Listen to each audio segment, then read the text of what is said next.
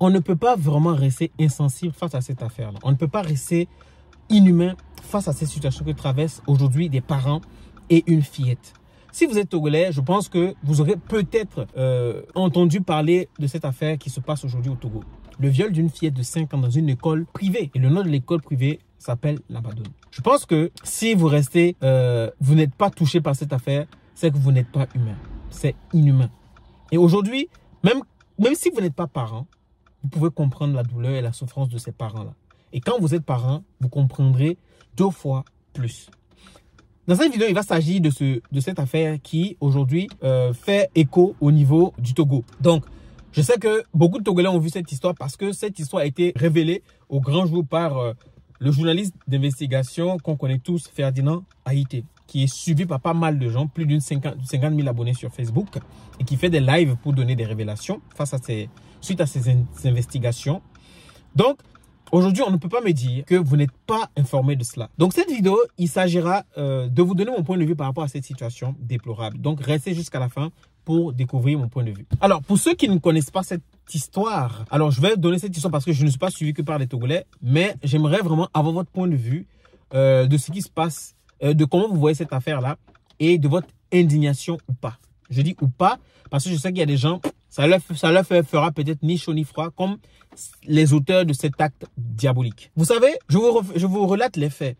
En fait, il s'agit d'une famille qui traverse un moment très difficile, une fillette qui a été violée à l'école. Donc, je me rappelle, c'est en avril, début avril, le 2 avril, les parents ont constaté des douleurs que leur enfant ressentait au niveau de sa partie intime. Donc, ils posent la question à la petite dit que c'est l'un de ses camarades qui lui a fait ça. C'est-à-dire que le camarade l'a fait tomber et a introduit le doigt là-bas. Et elle se plaignait de douleur. Donc, les parents, alertés tout de suite, vont aller faire des examens pour comprendre. Et quand ils font les examens, en effet, le médecin dit oui, c'est vrai qu'il y a eu un truc, mais il ne s'agit pas forcément seulement que du doigt. Donc, ils vont pousser les analyses avec au niveau de la gynécologie. Et au niveau de la gynécologie, le médecin va confirmer qu'il ne s'agit pas seulement que du doigt, mais cet enfant a perdu sa virginité. Donc, ce qui veut dire que cette petite a été violée. L'analyse d'un expert, d'un médecin après analyse. Aujourd'hui, les analyses peuvent être poussées pour pouvoir comprendre et savoir si vraiment il y a eu viol ou pas.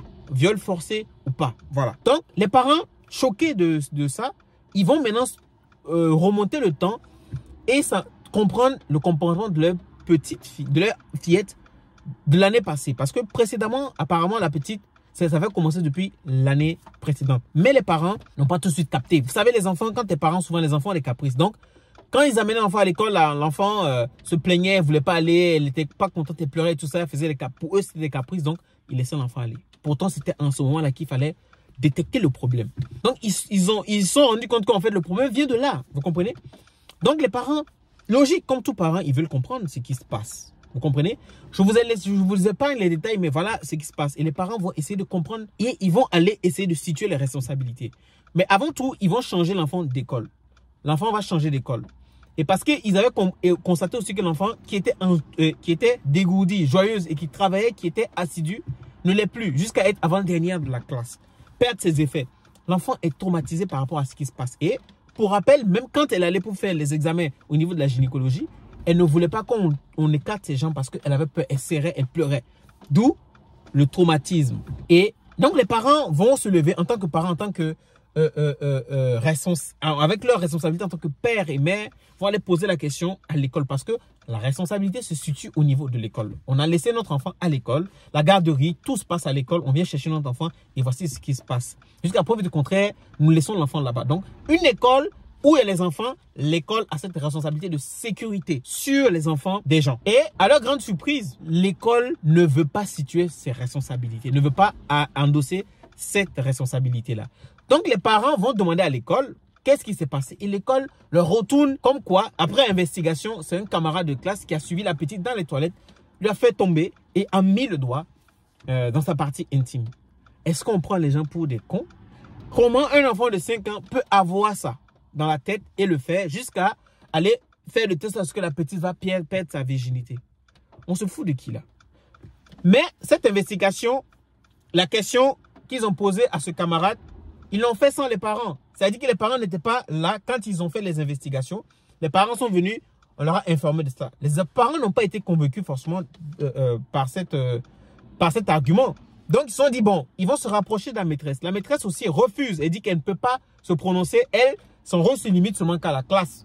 Et que l'affaire est à la justice, les policiers ont déjà pris ça, donc elle ne peut pas se répondre. Donc, on s'en rend compte que finalement, l'école veut se dédouaner en fait. L'école ne veut pas assumer ses responsabilités. Et donc, les parents convoquent une réunion avec l'enfant, les tuteurs en griffe. Apparemment, l'enfant a des tuteurs et l'école. Et le directeur ne se présente pas. Directrice adjointe et 2 administrateurs de l'école. Et lors de la réunion, les parents révèlent qu'en fait, tout ce qu'il y a eu comme argumentaire, l'école situait, le discours de l'école était redirigé sur les parents, les tuteurs de cet enfant, en situant la responsabilité dans ce sens-là et non endosser eux leur propre responsabilité dans cette affaire. Les parents désemparés. Vous pouvez vous imaginer en tant que parent, vous vivez ça, ils vont encore chercher par tous les moyens pour avoir justice, pour avoir l'éclaircissement sur cette affaire. Ils vont alors saisir le ministère de l'enseignement, la primature, donc le Premier ministre et la Commission nationale des droits des hommes. Vous savez ce qui est encore intriguant et choquant, c'est que toutes ces 3 institutions n'ont pas donné une suite favorable. Ils ont contacté le ministère de l'enseignement sans suite. Le ministre, la primature, le service de courrier de la primature n'a pas accepté de recevoir leur plainte. La Commission des droits de l'homme ont jugé que leur plainte n'est pas recevable. La plainte est irrecevable. La question que je me pose, c'est que même la Commission nationale des droits des hommes n'ont pas accepté de prendre cette plainte-là. Si le viol ne peut pas être pris en compte, c'est une plainte qui ne peut pas être acceptée, quelle plainte alors peut être acceptée par la Commission nationale des droits des hommes? Cette fille n'a pas le droit, elle n'a pas de droit. Ce qui veut dire que personne au Togo a un droit, même les enfants n'ont pas de droit. Alors, si elle ne peut pas prendre cette plainte en considération, quelle est la plainte qu'on peut prendre en considération? Vous savez, on est dans un pays où, alors, face à ça, on a des enfants qui sont dans les écoles privées qui ne sont pas en sécurité. Qui ne sont pas en sécurité. Donc, chaque Togolais doit comprendre que si personne ne se lève pour soutenir cette famille, ce qui veut dire que le silence que nous avons, on est d'accord avec ce qui se passe. C'est très important que je puisse en parler parce que le silence n'est pas seulement que fait par ces institutions, mais le silence même des Togolais. Si ce n'est pas que Ferdinand Haïté a révélé cette affaire-là au grand public, personne n'allait être au courant. Certes, il y a eu des affaires de l'école Lamadone, mais qui est-ce qui en parle? C'est seulement que les parents qui se lèvent pour se battre. Pourtant, aujourd'hui, nous voyons sur les réseaux sociaux beaucoup de gens faire des buzz n'importe où, n'importe comment. On ne vous empêche pas de vivre votre vie. Mais face à certaines situations, face à certaines affaires, il faudrait que tout le monde, chaque Togolais se lève en un seul peuple pour défendre. Parce que face à ça, les parents sont désemparés. Les parents cherchent par tous les moyens pour pouvoir avoir justice. Les parents demandent à ce que l'école soit surveillée, que l'enseignement, que le ministère de l'enseignement puisse avoir les yeux sur tous les établissements pour pouvoir apporter une sécurité aux enfants. Pas seulement qu'à sa fille, parce que ça peut arriver à d'autres enfants, à chaque enfant. Et beaucoup de choses se sont passées comme ça au Togo et personne n'en a parlé. Maintenant, aujourd'hui, les langues se délient sur cette école Lamadone. Beaucoup d'affaires se révèlent. Mais je n'ai vu aucun influenceur, aucune personnalité publique. Toutes les personnes qui se disent personnalité publique au Togo, ils gèrent juste leurs affaires. Mais personne ne veut parler dans les affaires des autres. Donc pourquoi? Parce qu'ils ont peur. Parce que quoi? Il faut savoir que la roue peut tourner. Ça peut vous arriver. Donc, il faudrait prendre les histoires comme ça très au sérieux. Parce que c'est la vie d'une fille, une gamine. Ça pouvait être votre enfant. Ça pouvait être votre nièce, votre neveu, votre petit enfant. Donc, moi, je déplore ça aussi. Ce n'est pas seulement que je déplore le fait que le ministère de l'Enseignement n'a pas voulu intervenir. Le Premier ministre n'a pas voulu intervenir. Même la Commission nationale des droits de l'homme s'est lavé les mains. Mais en tant que Togolais, en tant que citoyen togolais, cette affaire me touche. Cette affaire touche l'autre Togolais. Cette affaire touche mon voisin.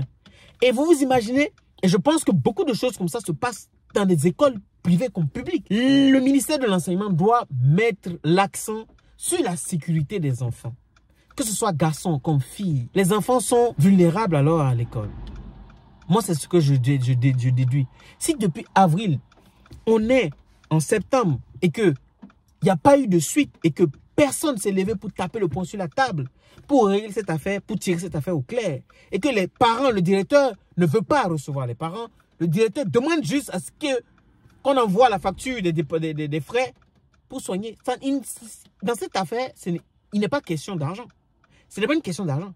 Mais du traumatisme d'une fille, c'est un traumatisme à vie.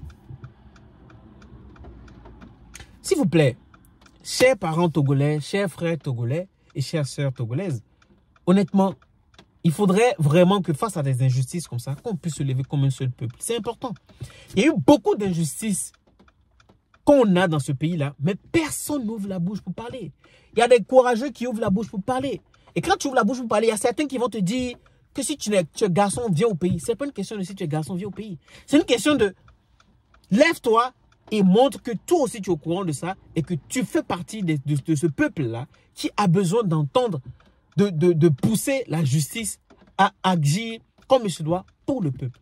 Est-ce que les droits de l'homme, c'est dans un seul sens spécifique? C'est pour une classe sociale spécifique? Quand tu n'es pas de cette classe sociale, tu n'as pas droit aux droits de l'homme.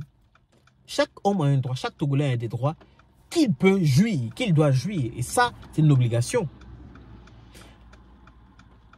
Voici cette situation-là. Et moi, ça me désole et ça me fend le cœur parce que il y a des gens qui vont abuser d'un enfant. Et un crime comme ça va rester impuni. On veut juste la vraie version, la réalité des faits.